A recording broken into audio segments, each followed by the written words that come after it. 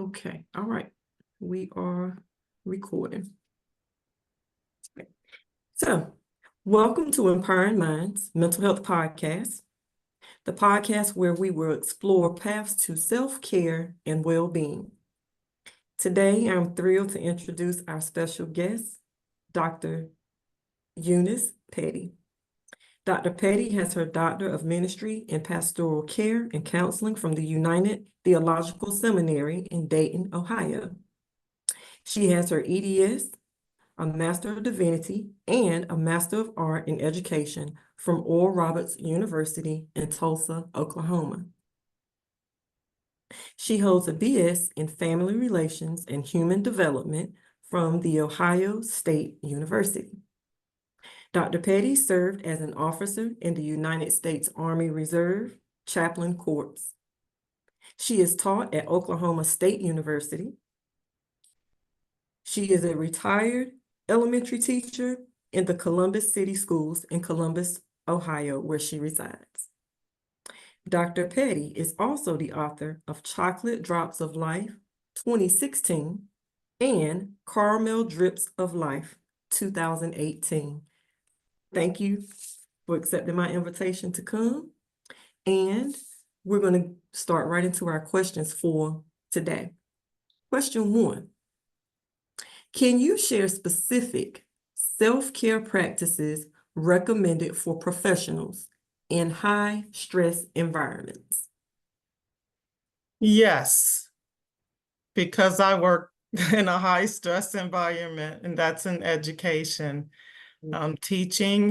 Teaching, nursing, any of the helping fields is very high stress. And so one of the things that I know that we are supposed to do is first take care of ourselves. That's the term, is put the mask on yourself first before you try to help anybody else.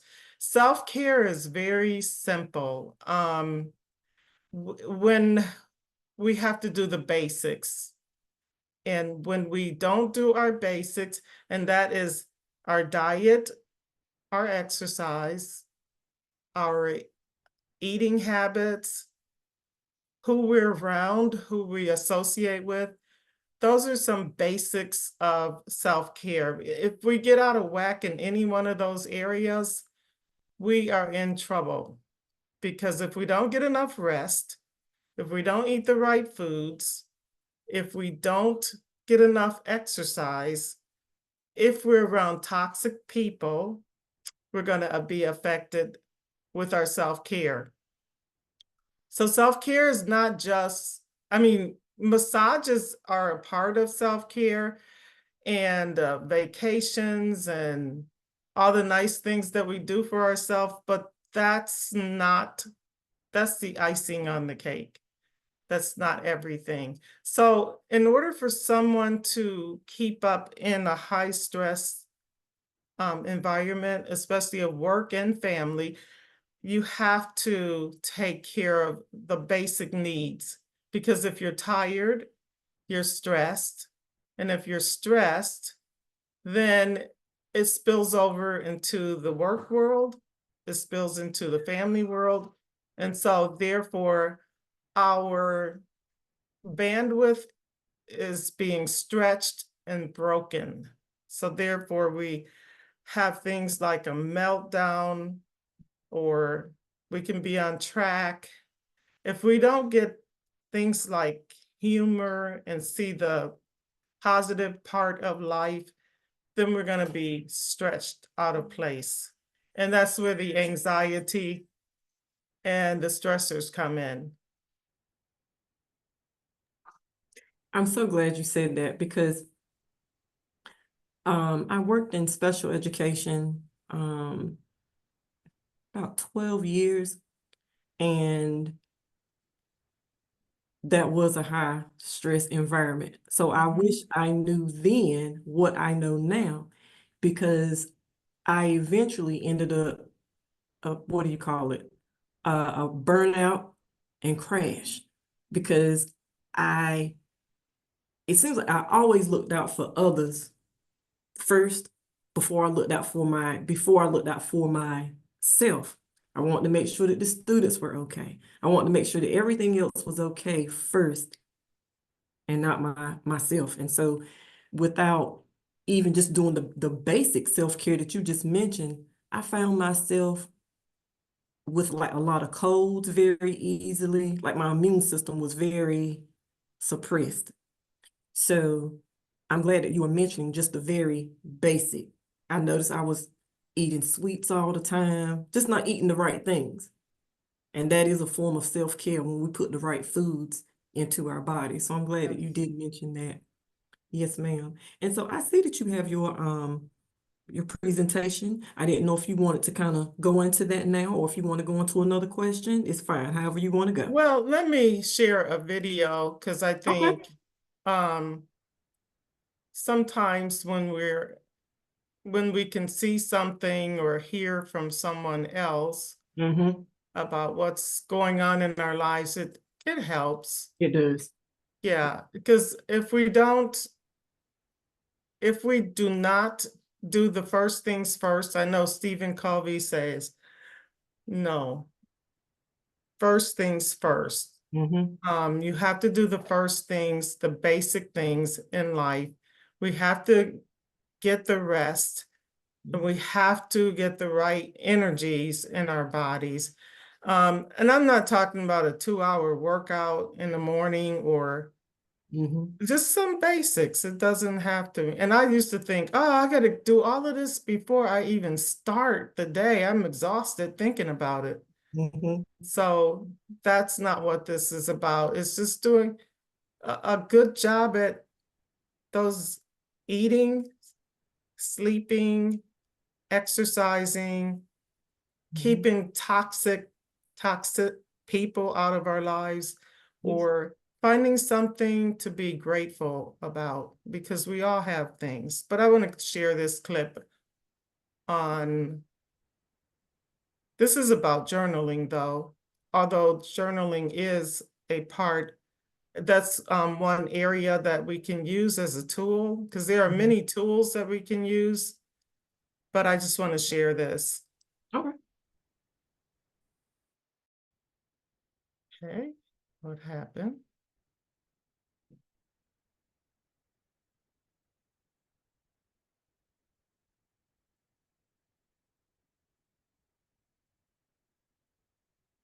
Shrinkflation hurts families, and Senator Sherrod Brown is doing something about it.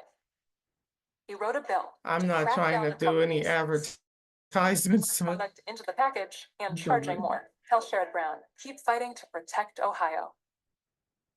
It starts with just a few scribbles on paper. Can you hear? That's a way to record significant moments. Is now often used to help. Yes, we can hear it. It's almost like magic, the way that it works, except it's not magic, it's actual science. And that's why journaling is highly recommended by psychologists across the U.S., like our own Dr. Max Wachtel. There's a process that our brains go through when we are stressed out or sad or depressed. It's called rumination. We basically just chew on our thoughts. We spin on them over and over and over and over. Journaling allows people to write those thoughts down, kind of replicating a conversation with someone else. Our brains don't really know that we aren't speaking to somebody else, because it's really like talking about it and working through something or getting a song out of your head. That is what helps your brain move on to other more productive things. And the best part, there is no right way to do it. Write in full sentences if your heart desires, or bullet points if you're short on time. Other than not doing it, there is no way that you can screw up journaling. Experts say journaling not only helps things escape your mind, but allows you to retain information longer if you wish, by boosting your memory. It can also help you get organized so you can set and achieve new goals. With this quick, helpful exercise, I'm Jordan Chavez, telling you to take care. I love journaling. I definitely find it beneficial for sure. Dr. Max says there's no specific amount of time a person has to journal for those effects to start working. And it doesn't matter how often either, just as long as you do it.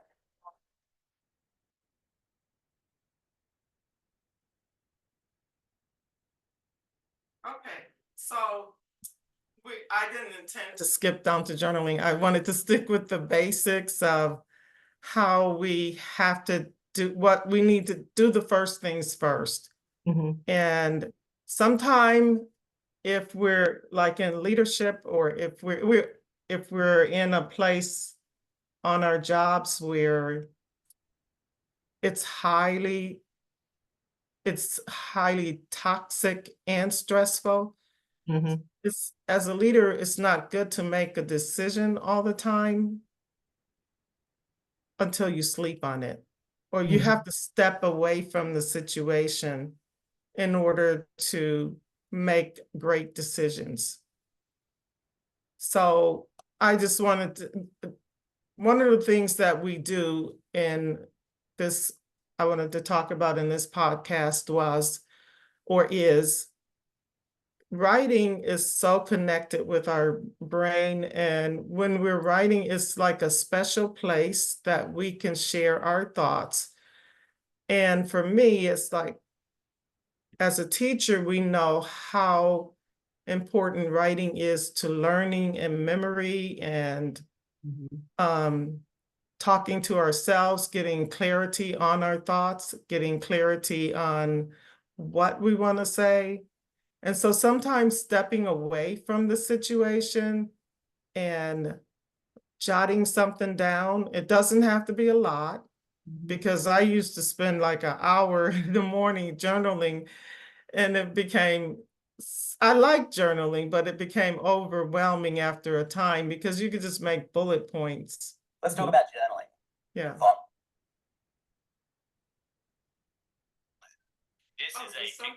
I didn't intend for that to come on. So now Oh, I have to turn that on. 18. Oh, okay. Sorry about that. it's all right. Go ahead. I was about to say with journaling, I really got into journaling, I would say about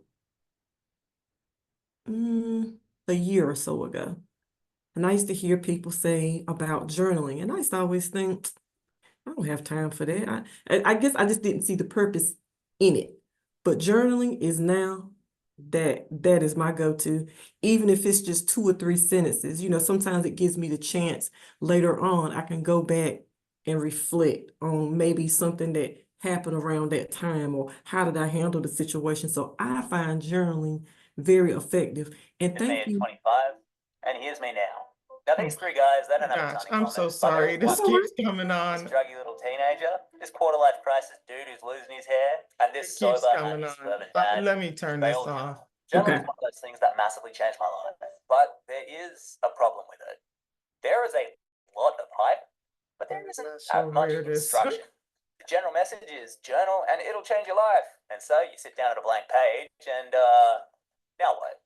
Should I start with Dear Diary? Do I talk about my day? Do I talk about my childhood? Am I allowed to use this for a shopping list? What are the rules? If you've ever wondered why journaling isn't doing that life-changing thing that it's meant to, I guess there's some good in it, but that's not what I'm trying to talk about right now. It's no problem. No problem at all. Okay. Technology. if you love Thank Oh, journaling and you're looking to love it more, I can't then I seem to made this get video rid of for you. it. But first, I'm I sorry should probably about explain this. the title. The vomit system. This is- To me, journaling is vomiting. So when you're really, really sick, maybe you got Oh, windy boy. roads, maybe you got plastered last night. I don't know. For whatever reason, you're just not feeling good, and then you vomit, and you kind of do feel good. In the moment, vomiting is pretty gross, but just Okay. after, you're like, oh. I think I got rid of it. Sorry about that. It's no problem. Things happen. But I was gonna say thank you for your journal that you sent. Oh, you're welcome. It's so beautiful. I was like, I don't even want to write in this. I have never seen a journal like that before. It is Oh, very really? beautiful, but I'm going to use it. But it's beautiful. So thank you for that. That's Oh, journaling yes. very therapeutic. Did you get the hard copy? I did. Yes, I Oh, received it good. last night. Beautiful. Thank you Oh, so good. much. Yeah, yes, I ma'am. know it was coming through the mail, so. Yes, thank you. Thank you for that. All right. Well, if you want to, I know you wanted to hit like some of the basic of self-care. I don't know if you want to go back to that first, or I can go in and because my next question was about self-care. So it's totally up to you, however you want to do it. If you want to just go off your PowerPoint and you want to No, talk about that, that's fine. no, you can go into the next Okay. question. All right. So the next question, could you explain the importance of setting boundaries in professional roles and how it contributes to self-care? Well, boundaries are very important in our personal lives Mm-hmm.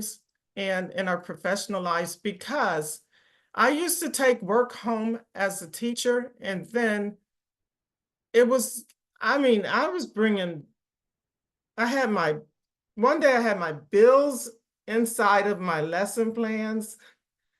And so what was my electric bill doing inside of my lesson plans? Because I was trying to um, do it on my lunch break. And then I decided I cannot do this. I cannot, whatever's at work is going to stay at work. Whatever's at home is going to stay at home. I'm not going to mix the two. So that was a boundary that I had to learn to set for myself. Um, I don't talk about home at work, but I do talk about work at home. So that can be stressful to other people, but I found a way to find other people who are in the field of education to talk with. But one of the boundaries is making sure you do not mix the two. Do not mix work with home and home with work. So get it all out before you get to each place. On the way home, I would listen to music. I would listen to, I think, calm music on the way to work because I knew that I was dealing with young children. So I had to be calm in the morning. And then on my way home, I would have to listen to some really rock or some soul music that was gonna lift me up because I just feel like I came out of a war zone. So to get rid of that feeling of being up there all day and that you don't have any downtime. And I also would set the boundary to not eat in the teacher's lounge or not eat at work. I would go to my car, even if it was 15 minutes, or ride around the block because I did not want, I needed to set my boundaries, get out of the atmosphere of work. For me, that's how I set those. That's just one of the things I did for setting boundaries at work. And people will always give you more work than what belongs to you. Other teachers might try to do that, other administrators, or anybody. As long as you will agree to doing something, you will have that job. That So is know true. what you can handle and what you can't. Mm-hmm. And that's very good. I'm listening to you saying how you set that boundary because I do the same thing. So I'm in higher ed now, but when it comes to, I used to would sit at my desk for lunch because I just felt like it was more, more convenient. And I thought about it. I said, I'm going to end up on the end of burnout again. So I go into a total different side of the building, or either I'll go walking. I'm definitely away from my desk. And even during my shift, sometimes either I'll use my standard desk, stand up for like 10, 15 minutes or so, or I'll go walk like maybe to the copier or downstairs somewhere in the building just to just kind of get that break in between. And that is very, very helpful. And I try my best to leave whatever at home, I try to leave it there. And when I'm at work, I try to focus on work because I have bought home to work and work from home, and it didn't end up too well for me. No, It overwhelmed me. So it is. now I know better, I do better. I leave home at home and work at work. Oh, yes. And I've had crayons in my purse. Crayons and markers. And I said, why do I have a marker and a crayon? It came in handy when I needed to make a note and I didn't have a pencil or ink Right. pen. I stopped doing that or Mhm. stopped bringing stuff, especially lesson plans. I find a way to either stay or get it done on planning time, Mhm. just anything so that I didn't have to bring all of that home. Mhm. I'm laughing because I can relate. I remember finding little pieces of broken crayons or something in the bottom of my pocketbook and wondering like, well, when did I even, Yeah. toss it in there?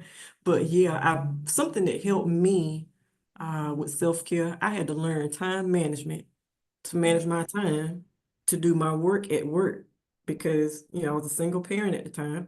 And so whenever I got home, I had to help my son with his homework. So yeah, just time management was very beneficial for me.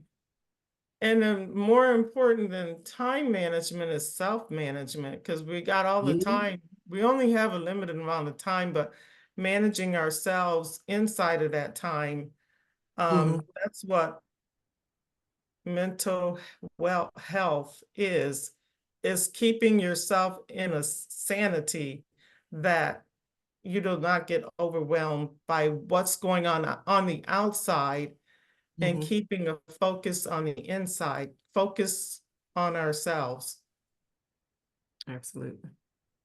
All right. So again, I can either go into a question or if it's something that you want to show on your PowerPoint, feel free. Okay, Yeah. Yes, ma'am. you can go to another question. Okay, just want to make sure. All right. So, Okay. how does secondary trauma affect professionals working with traumatized children and adults? And what strategies can help mitigate this impact? Okay.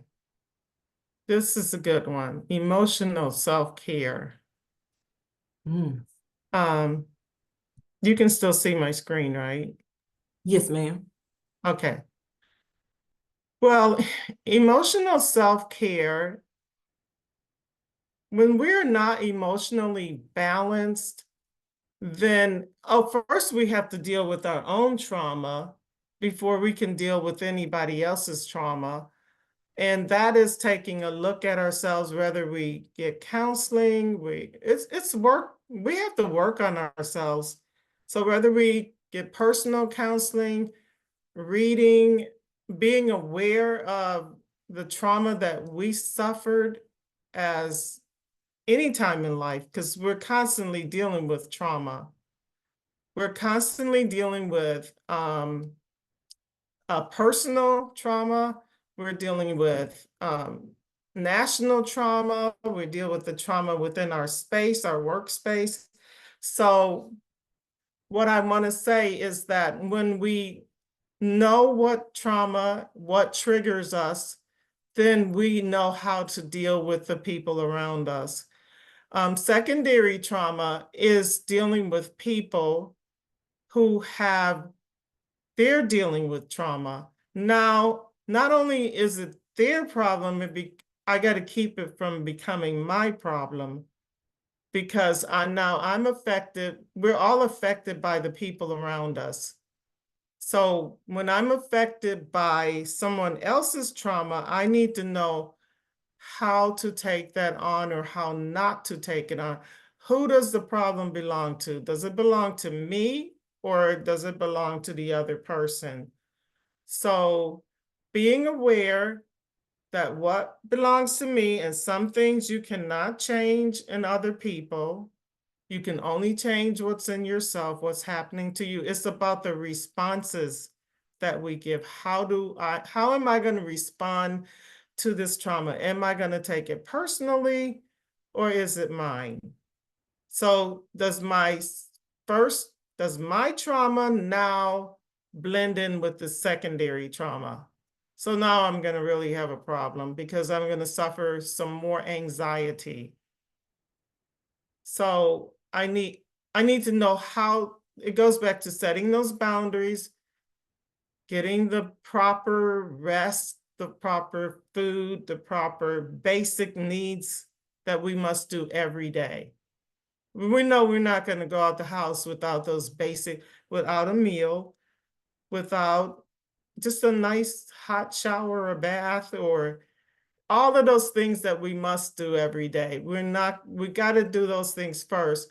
And then if we're listening, for myself, I had to listen to music.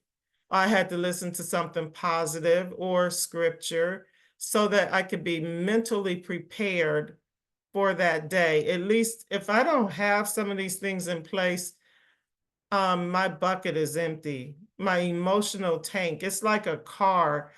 If you don't have the gas in the car, we're not going to be able to drive because it's on empty.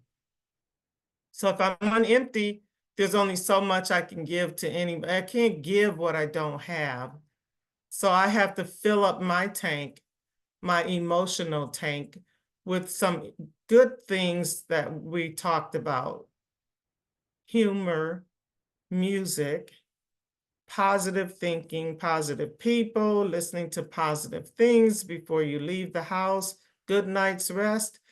Those things have to be in place in order to keep our tank. Just like we fill up our tank, we get our oil changed in the car. Sometimes we treat our cars better than we treat ourselves.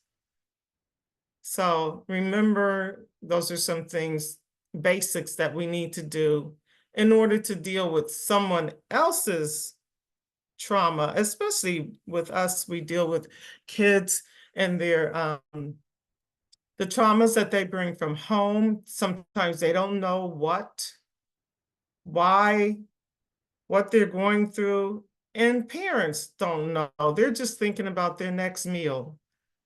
So we can't let somebody else's trauma invade our space. Yeah, yes, ma'am. Something that I had to learn the hard way as far as setting boundaries and self-care is telling people no and leaving it at that. I had to learn that no is a complete sentence because before I would say no, but I would end up doing whatever they had asked me to do anyway.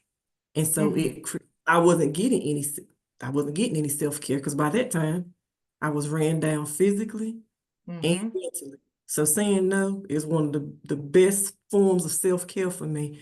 And like your analogy was so good. The same way we take care of our vehicles and our homes and stuff, we have to pour that same energy and take care of our physical bodies. And you are correct.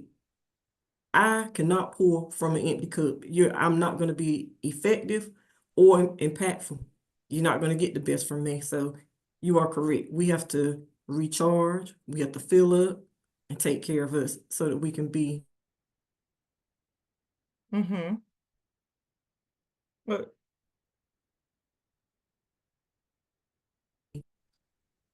Yes, ma'am.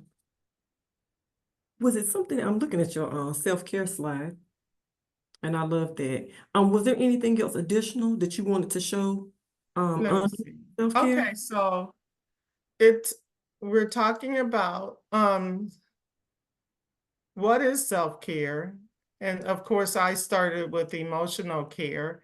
It's the physical, it involves the physical activities that we've already started, emotional, our spiritual, our intellectual. It's not like this is one thing. We can be physically active and emotional and spiritual at the same time. So it's not like, oh, I got to get my physical exercise and I have to do my emotional exercise. I do the spiritual, intellectual. All of this is simultaneously. It is who we are. So when we make this a part of our lives, then we're not compartmentalizing our lives. We're just living them. I like it when Jesus said, he tells his disciples, physician, heal yourself. We have to take responsibility for our own healing and our own self-care. No one else is going to do it because they're too busy taking whatever kind of care they're taking, whether it's good care or inept care. Everybody's trying to take care of themselves. And sometimes people can lay that burden at your feet to take care of them, make sure they've gotten their financial, they haven't taken care of that, so they want to come and find you so you can help pay a bill, or they want to, when you get sick or whatever happens from things that we have not taken care of, now the burden comes on to someone else.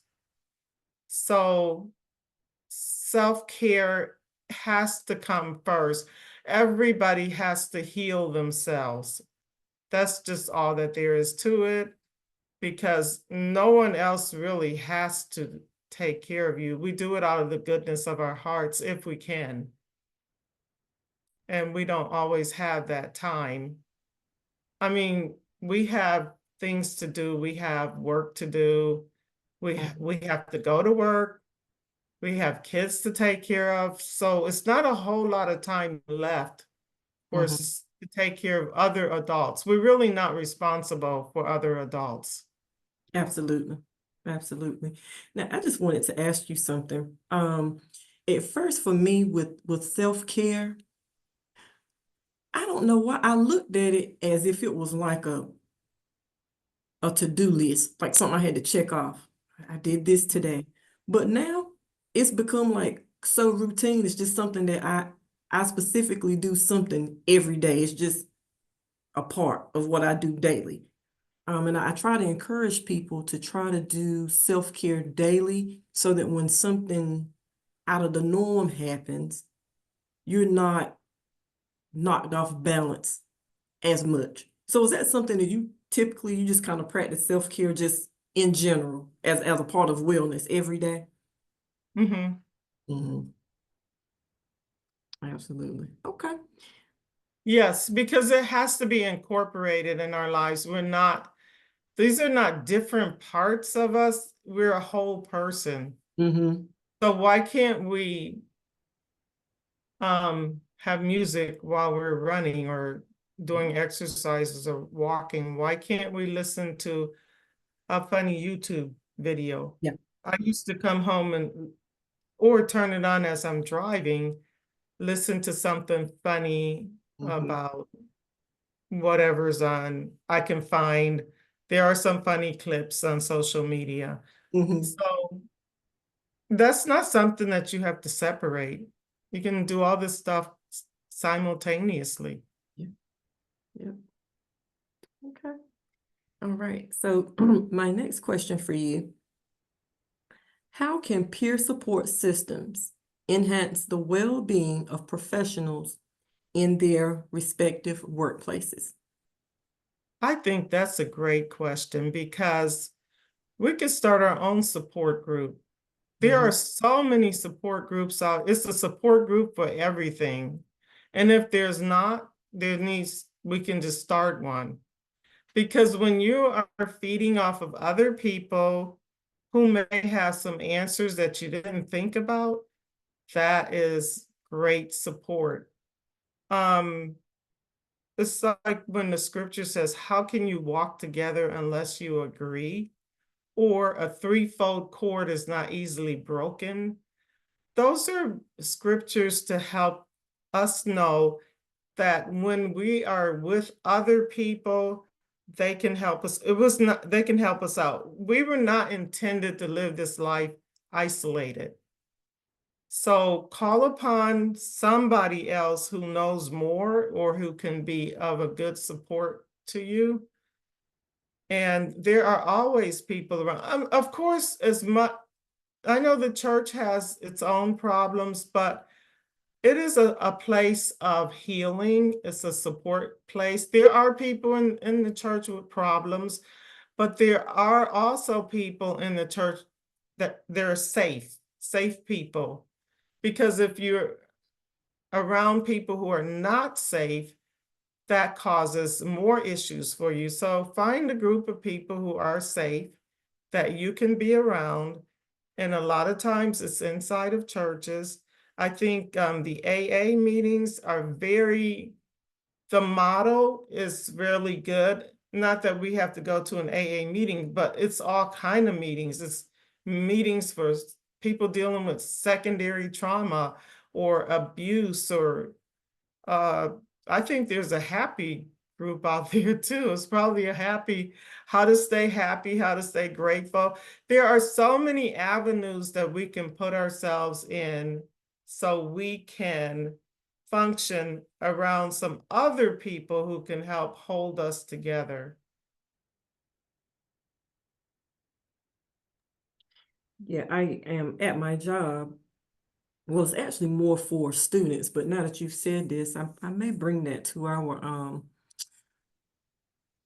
fourth floor, or excuse me, second floor department when it comes to diversity and things within the school about having peer support for employees. But I noticed that the students have peer support groups. So, for example, if a student is maybe just having a hard time adjusting, they're a freshman and they're having a hard time adjusting, then they have peers that they can look up to who are now, juniors or seniors, to kind of just like give them advice and kind of different things to kind of help them navigate through their freshman year.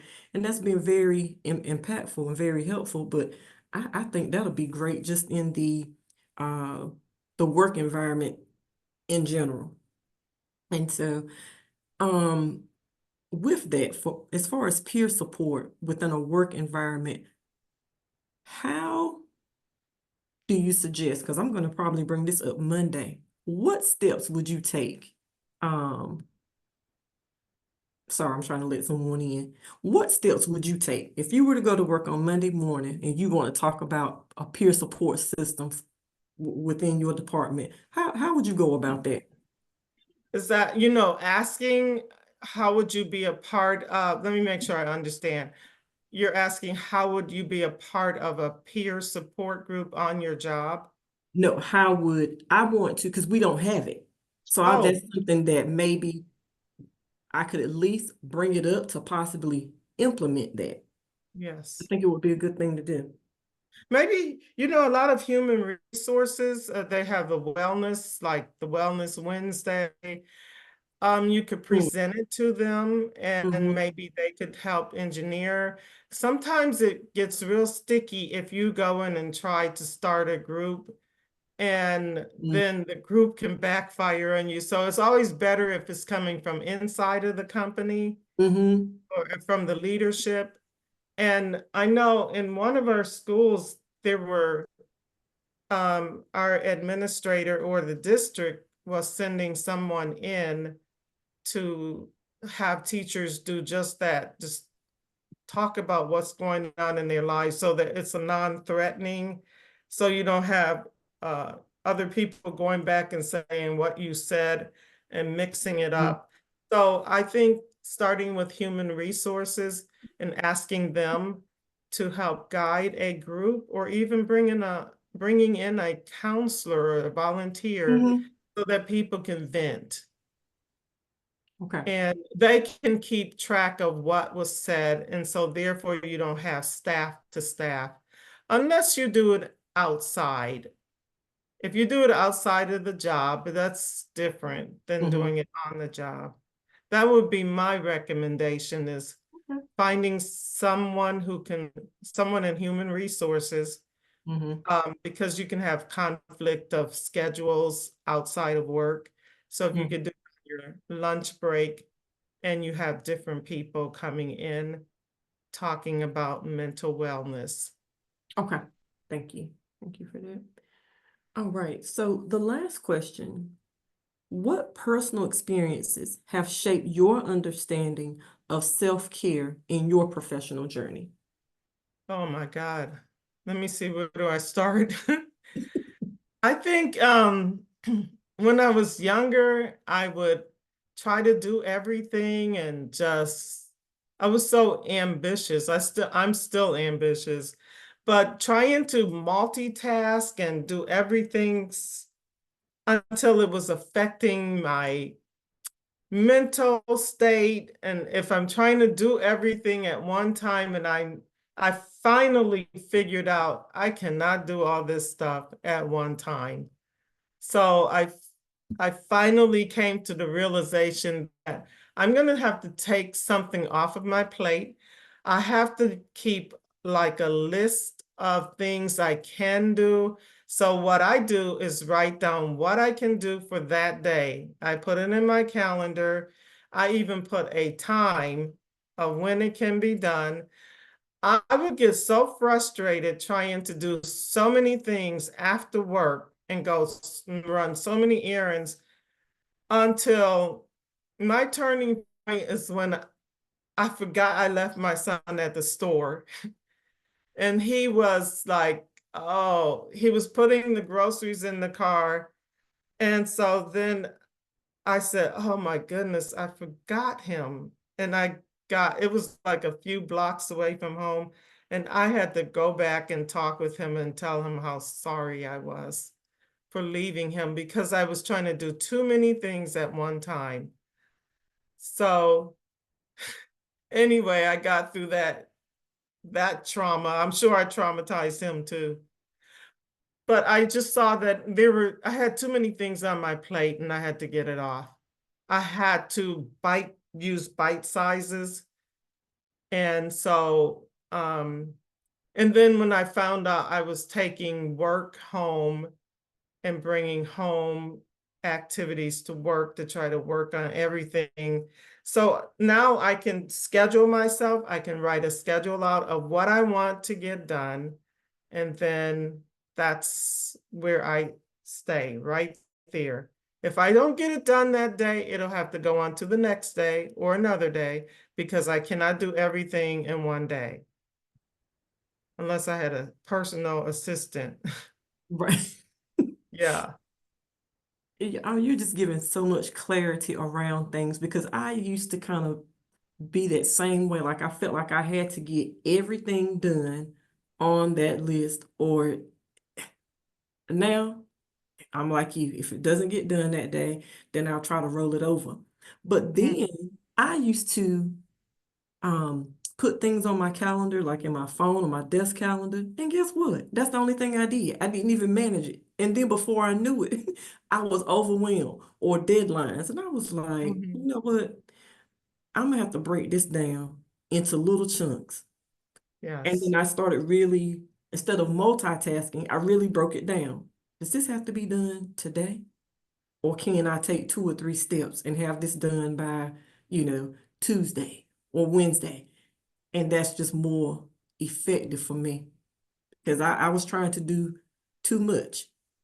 I, I'm I can remember, just sometimes like forgetting like a major deadline because I was trying to do everything at one time. So Mhm. yeah, managing, like you said, managing myself and managing my time has Mhm. been very impactful. If we're not careful, we can get overwhelmed very quickly. So Yes. yeah, yes, ma'am. I felt like I was on a treadmill all the time, All the trying time, to get yes. something done. And Mhm. I had to develop some boundaries Yeah. and then a schedule of, Hmm. I didn't like schedules because I felt like I was being confined, but then Hmm.